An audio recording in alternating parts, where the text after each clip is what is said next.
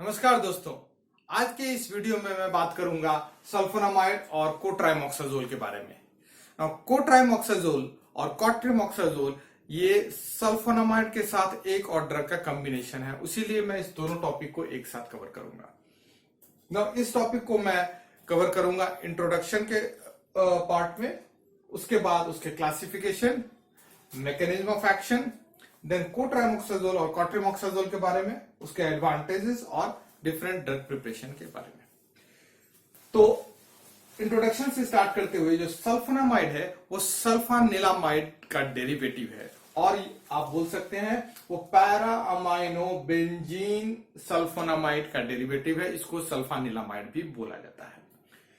अब ये जो सल्फोनामाइड है ये न्यूक्लिक एसिड सिंथेसिस इनहिबिटर है। अगर आप देखेंगे बैक्टीरियाइडल और बैक्टीरियोस्टैटिक और जो ड्रग्स हैं जो बैक्टीरिया माइक्रो ऑर्गेनिज्म पर एक्ट करते हैं उसको डिफरेंट तरीके से डिवाइड किया गया है और उसमें एक ये डिवीजन है। न्यूक्लिक एसिड सिंथेसिस इनहिबिटर दो तरह के होते हैं, एक इनडायरेक्ट एक्टिंग और एक डायरेक्ट एक्टिंग। इनडायरेक्ट एक्टिंग वो सारे दवाएं ड्रग्स जो फॉलिक एसिड के सिंथेसिस को इनहिबिट करते हैं वो इनडायरेक्ट एक्टिंग होते हैं। उसमें एग्जांपल है सल्फोनामाइड और ट्राइमेथोप्रिम का। और वैसे ग्रुप जो कि टोपोआइसोमरेज 2 और 4 को इनहिबिट करते हैं वो आते हैं डायरेक्ट एक्टिंग में। उसके एग्जांपल है क्विनोलोन, फ्लोरोक्विनोलोन और रिफैम्पिन। रिफैम्पिन जो है वो डीएनए डिपेंडेंट आरएनए पॉलीमरेज को इनहिबिट करता है। सो ये इसका इंट्रोडक्शन रहा। नाउ अब आते हैं हम क्लासिफिकेशन पर। क्लासिफिकेशन में इसको 3 तरह से डिवाइड किया गया है। पहला सिस्टमिक एक्टिंग, लोकली एक्टिंग और बोथ, जो कि सिस्टमिक और लोकल दोनों जगह पर एक्ट करता है। नाउ सिस्टमिक एक्टिंग जो है उसको फिर से प्लाज्मा हाफ लाइफ के अनुसार डिवाइड किया गया है और ये होते हैं पहला शॉर्ट एक्टिंग, इंटरमीडिएट एक्टिंग और लॉन्ग एक्टिंग। शॉर्ट एक्टिंग का एग्जांपल है सल्फाडाइजिन, इंटरमीडिएट सल्फामेथोक्साजोल और लॉन्ग एक्टिंग सल्फाडॉक्सिन। दूसरा ग्रुप है जो लोकली एक्टिंग, उसका एग्जांपल है सल्फेस्टामाइड और सिल्वर सल्फाडाइजिन। और तीसरा ग्रुप है बोथ, जो कि सिस्टमिक भी एक्ट करता है और लोकली भी, उसका एग्जांपल है सल्फासलाजिन।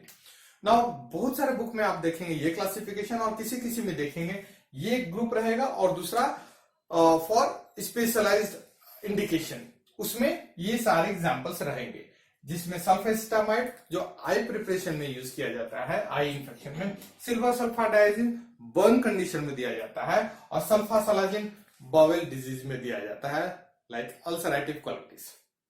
सो ये रहा क्लासिफिकेशन के बारे में। अब आते हैं मैकेनिज्म ऑफ एक्शन में। नाउ मैकेनिज्म ऑफ एक्शन जो है, पहले मैं इसका सिर्फ पाथवे बताऊंगा, फिर स्टेप बताऊंगा कहां सल्फोनामाइड एक्ट करता है। होता क्या है, टेरिडीन और पाबा। सो टेरिडीन क्या है? टेरिडीन एक हाइड्रोसाइक्लिक केमिकल कंपाउंड है जो कि पिरिमिडीन और पायराजीन दोनों के कॉम्बिनेशन से बना है, फ्यूजन से बना है। सो टेरिडीन और उसके साथ में पैराअमाइनोबेंजोइक एसिड। पैराअमाइनोबेंजोइक एसिड पर मैंने स्पेशल एक वीडियो बना के रखा है जिसका लिंक डिस्क्रिप्शन बॉक्स में मिल जाएगा। सो पावा और टेरिडीन मिलकर बनाते हैं डायहाइड्रोक्लोरिक एसिड। किसके प्रेजेंस में? ये डायहाइड्रोक्लोराइड सिंथेज एंजाइम के प्रेजेंस में। अब ये जो है डायहाइड्रोक्लोरिक एसिड ग्लूटामेट के साथ मिलकर डायहाइड्रोफोलिक एसिड बनाता है और किस एंजाइम के प्रेजेंस में? डायहाइड्रोफोलेट सिंथेज एंजाइम के प्रेजेंस में।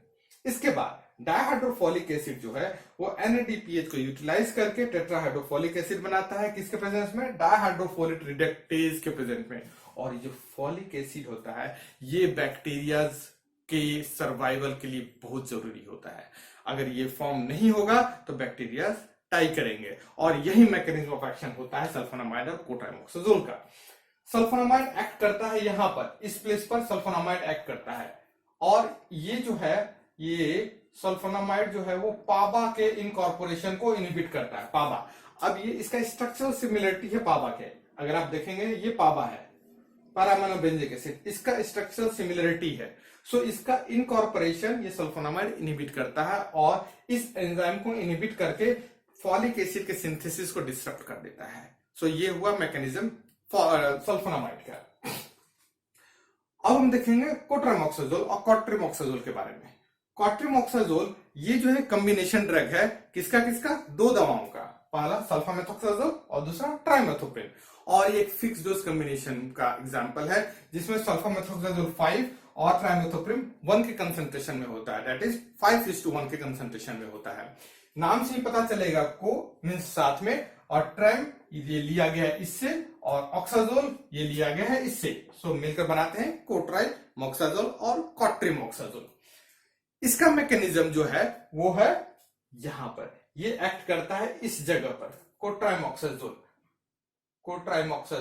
ये यहां पर एक्ट करता है, और ये डायहाइड्रोफोलेट रिडक्टेज को इनहिबिट करके टेट्राहाइड्रोफोलिक एसिड और फोलिक एसिड के सिंथेसिस को इनहिबिट करता है, सो दैट फोलिक एसिड का यूटिलाइजेशन नहीं हो पाए बैक्टीरिया में और बैक्टीरिया डाई कर जाए। और कोट्राइमोक्साजोल जो है वो कॉम्बिनेशन ड्रग जो है वो एक बैक्टीरिसिडल ड्रग है। इसके बाद हम आते हैं एडवांटेज के बारे में। अगर हम सल्फामेथोक्साजोल और ट्राइमेथोप्रिन को अलग अलग देंगे तो ये बैक्टीरियोस्टैटिक का काम करता है, लेकिन जब कंबाइन कर देते हैं तो बैक्टीरिसिडल का काम करता है। क्यों? क्योंकि वो दो डिफरेंट जगह पर मैकेनिज्म ऑफ एक्शन, उसका दो डिफरेंट पाथ पर, दो डिफरेंट स्टेप पर ये एक्ट करता है, और मिलाने पर इसका एक्शन जो होता है सुप्रा एडिटिव हो जाता है, सुप्रा एडिटिव। सो ये एक एडवांटेज है कोट्राइमोक्साजोल देने के लिए। आजकल ज्यादातर माइक्रो ऑर्गेनिज्म जिसके लिए पहले सल्फोनामाइड दिया जाता था और एक्टिव रहते थे, वो आजकल रेजिस्टेंस हो गए हैं, लेकिन कोट्राइमोक्साजोल थोड़ा रेजिस्टेंस डिक्रीज करता है। अब सल्फोनामाइड का रेजिस्टेंस कैसे कैसे हो सकता है?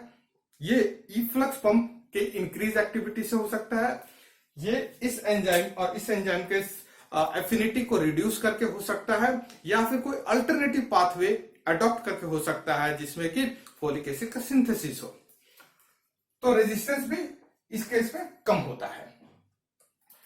अब आते हैं हम प्रिपरेशन के बारे में। कोट्राइमोक्साजोल और कॉट्रिमोक्साजोल का जो प्रिपरेशन है वो डिफरेंट प्रिपरेशन होता है। जो मोस्ट कॉमन प्रिपरेशन है वो डबल स्ट्रेंथ का होता है, जिसमें सल्फामेथोक्साजोल 800 मिलीग्राम और ट्राइमेथोप्रिन 160 मिलीग्राम। अगर इसका रेशियो देखेंगे तो ये 5:1 आएगा। ये कंबाइन करते हैं और बनता है डबल स्ट्रेंथ प्रिपरेशन। ये ओरली और इंट्रामस्कुलरली दिया जाता है। सिंगल स्ट्रेंथ सल्फामेथोक्साजोल 400 मिलीग्राम और ट्राइमेथोप्रिन 80 मिलीग्राम, ये कंबाइन करते हैं एंड ये ओरली और इंट्रावेनसली दिया जा सकता है। इसके अलावा पीडियाट्रिक और सस्पेंशन फॉर्मुलेशन भी होते हैं, जो कि डिफरेंट कंसेंट्रेशन को मिलाकर बनते हैं। ये क्लासिकल एग्जांपल है फिक्स डोज ड्रग कॉम्बिनेशन का। तो होप या सल्फोनामाइड और कोट्राइमोक्साजोल का आज का वीडियो आपके लिए लाभदायक होगा। धन्यवाद।